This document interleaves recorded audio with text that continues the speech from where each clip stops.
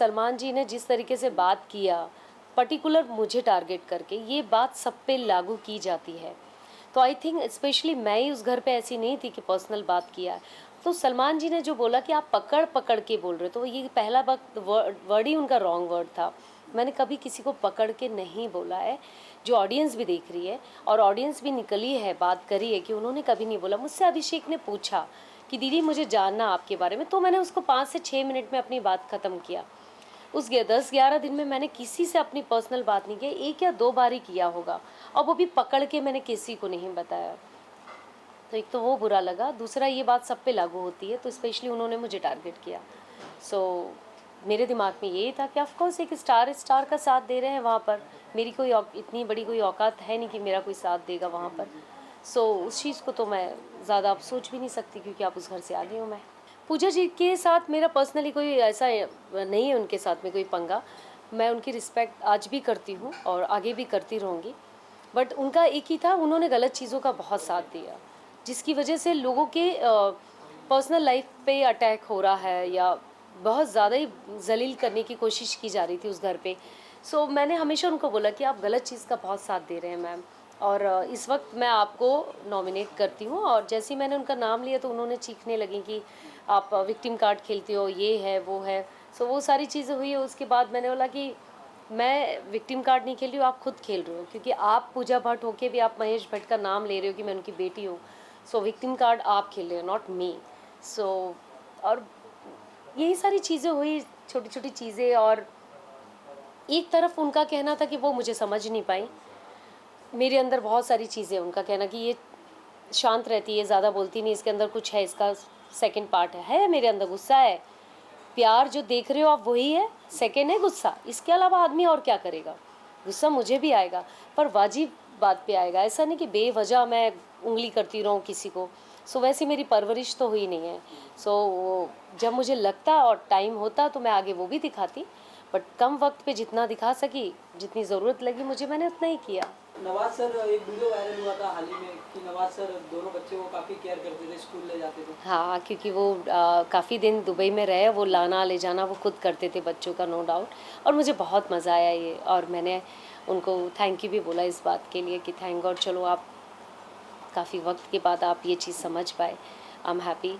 और ऐसा नहीं है कि वो बुरे फादर, मैं ये नहीं बोल सकती हूँ, टाइम नहीं दिया उन्होंने कभी लाइफ में जो दे रहे हैं अभी, बस मुझे वही चाहिए था उनसे हमेशा से। सो अच्छा लगा मुझे देख के, मैंने खुद देखा इंस्टा में कल, तो मुझे बहुत अच्छा लगा।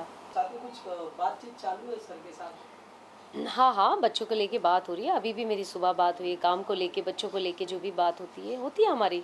बात तो कभी नहीं बंद होगी ना, क्योंकि जब तक बच्चे हमारे बीच में, बात कभी नहीं बंद हो सकती है। वो खुद भी जा रहे हैं बच्चे लेके बाहर। बच्चे को कौन पसंद है, पप्पा या मम्मी? बच्चों को तो दोनों पसंद है यार। ये बच्चे क्या कहते हैं नहीं कि यार, साथ में बच्चे इतने इतने मतलबी होते हैं, जब माँ के साथ होंगे तो माँ को प्यार करेंगे, बाप के साथ होंगे तो बाप को प्यार करेंगे। उनका प्यार इतना प्योर प्यार होता है कि वो जिसके जो दिखते पहले ना उसको ज़्यादा तवज्जो देते हैं। तो बच्चों के अंदर वो वाला दिमाग नहीं होता, कि नहीं हम तो दोनों से प्यार करते हैं। बच्चा जिस तरफ जो देखता है वो उसी पे ज़्यादा झुकता है। मैं अभी देखा आपने इंटरव्यू में कहा कि इटली में कोई इंजीनियर मिल गया है आपको, उनसे क्या शादी आप करने वाले हो? नहीं नहीं, शादी वादी का कोई प्लान नहीं है मेरा। सेकंड फादर मुझे अपने बच्चों को नहीं देना है, वो मैं पहले दिन से क्लियर हूँ। ऑफकोर्स एक औरत की नीड होती है, एक ज़रूरत होती है, एक प्यार होता है, उसकी भूखी हूँ मैं, और वो चाहिए आपको, हर औरत को चाहिए। कोई मैं अकेली औरत नहीं है दुनिया में, हर औरत को एक ज़रूरत होती है लाइफ में जीने के लिए। सो मुझे भी वो सहारा चाहिए। और हाँ, मुझे प्यार मिल रहा है तो मैं क्यों नहीं लूँ, और बड़ी ईमानदारी से प्यार मिल रहा है तो वेलकम किया मैंने उस प्यार को। और हाँ, वो अच्छे इंसान है, इंटेलिजेंट आदमी है और खूबसूरत आदमी है। ऑडियंस ने मुझे बहुत प्यार दिया, आने के बाद मुझे एक अच्छा रिस्पांस मिला है, जो कि मैं जैसे सदमे में आई थी निकल के। सो वो चीज़ मेरे लिए बहुत पॉजिटिव हुआ। So thank you so much audience के लिए कि एटलीस्ट उनका नज़रिया कुछ बदला। भले ही कम दिन थे मेरी उस घर पे, बट नज़रिया लोगों का बदला। किचन को लेके तो कभी मेरी लड़ाई नहीं हुई, उल्टा सब मुझे किचन में देखना पसंद करते थे, क्योंकि मुझे खाना बनाना वाकई में अच्छा लगता है। और मैं बहुत फास्ट कुक हूँ, मैं हाफ एन आवर के अंदर सारा खाना बना लेती हूँ, मैक्स टू मैक्स 1 घंटे के अंदर। सो सब लोग खुश थे खाने के लिए, तो खाना खिलाना ही मुझे बहुत मज़ा आता था, क्योंकि वैसे भी सब आपका काम है खाना खिलाना। सो वैसा सोच के ही गई थी, क्योंकि मुझे ये ज़ोन तो मुझे अच्छा ही लगता है, तो मैंने वो उसको अच्छे से किया। देखो, बिग बॉस के घर में मैंने ये चीज़ एक चीज़ सीखा कि जैसे हम ज़िंदगी में हम लोग जैसे रहते हैं, नॉर्मल लाइफ में रहते हैं ना, तो हमारे ऊपर एक एनर्जी चल रही है, यूनिवर्स की एनर्जी, जो पावर जिसको हम बोलते हैं। तो परमात्मा हमको कोई ना कोई तकलीफ़ें देता है जीवन में, तो हम इस चीज़ को हम ले लेते, अरे यार हमारे हमने क्या तकलीफ़ थी, मतलब हमने ऐसा क्या बुरा किया जो हमें तकलीफ़ें मिली। पर परमात्मा हमसे, मुझे ऐसा लगता कि कुछ ना कुछ चाहते कि आप आसपास देखो, आपके कुछ बुरे लोग हैं जो आपके अपने हैं, जो अच्छे लोग हैं जो आपके अच्छे होके भी नहीं होते। सो हमें वो जानने मौका मिलता है जब हमारे पास बुरा वक्त आता है। तो वही बिग बॉस भी वही सेम चीज़ है, वो टास्क देते हैं आपको, सिचुएशन बुरी डालते हैं कि उस वक्त हमें पता चलता कि एक आदमी आपके बीच में इतना बुरा इंसान भी है। सो उस बुरा बोलना है आपको, तो बहुत बड़ी बात है, उस बुरे आदमी के साथ आपको 24 आवर्स रहना पड़ जाता है। सो वो बड़ा चैलेंज होता है, मतलब एक जगह पे रह के फिर एक आदमी के बारे में जानना, उसके बारे में, फिर उसके बारे में बुरा बोलना या अच्छा बोलना, फिर उसकी फितरत निकल के आती है, वो इंसान का असली रूप निकल के आता है उस घर में। एक ये अच्छी चीज़ है कि आदमी को बहुत जल्दी आप परख लेते हैं, 1-2 दिन के बाद ही आपको उसकी असलियत पता चल जाती है। पर ये सच ट्रू है, उसमें कोई ड्रामे नहीं करते, वो लड़ाई झगड़ा सब सच है।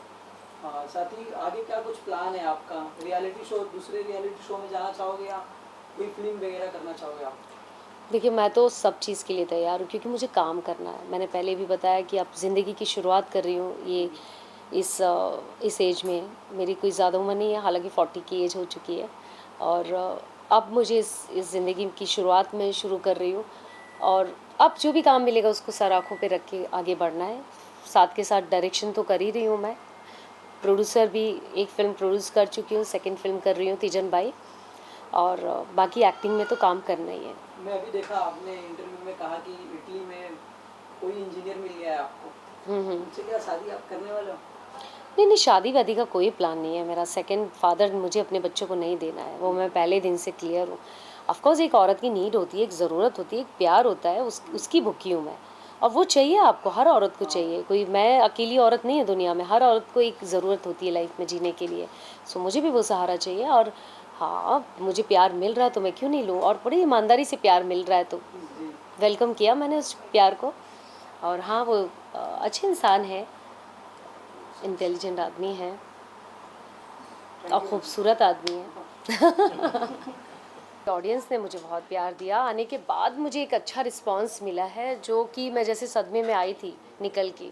सो वो चीज़ मेरे लिए बहुत पॉजिटिव हुआ। So thank you so much audience के लिए कि एटलीस्ट उनका नज़रिया कुछ बदला।